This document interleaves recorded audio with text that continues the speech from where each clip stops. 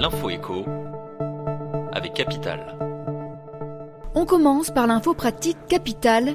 On en sait désormais plus sur le bonus de 100 € de la prime d'activité destinée aux travailleurs modestes.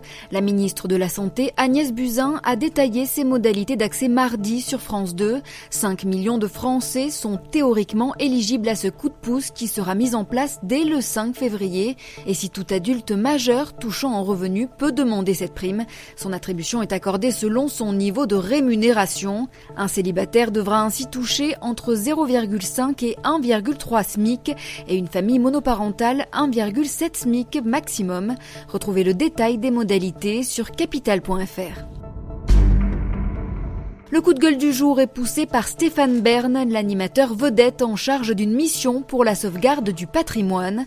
Il s'insurge contre le rétablissement de la taxation du loto du patrimoine. L'Assemblée nationale fait tout pour torpiller le loto du patrimoine, s'est plaint Stéphane Bern sur Twitter. Les députés ont en effet supprimé lundi soir un amendement visant à exonérer de taxes les jeux en faveur du patrimoine. Ainsi, sur les 200 millions d'euros de recettes escomptées pour le loto du patrimoine, 14 millions seront prélevés par le fisc. Fin octobre, le gouvernement avait toutefois accordé une rallonge de 21 millions d'euros en faveur du patrimoine.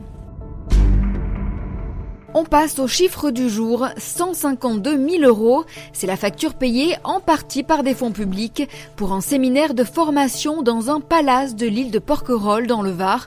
Le Canard enchaîné révèle en effet que l'argent des contribuables aurait financé des formations pour des professionnels de santé, des formations dans de luxueux hôtels de la Côte d'Azur. C'est l'Agence nationale pour le développement professionnel, une institution financée par la Sécurité sociale, qui a sonné l'alerte. Cette dernière a porté plainte contre l'organisateur de ces séances et a également saisi la répression des fraudes et le ministère du Travail. Solde pour finir, les accros aux bonnes affaires vont pouvoir marquer le 9 janvier 2019 d'une pierre blanche.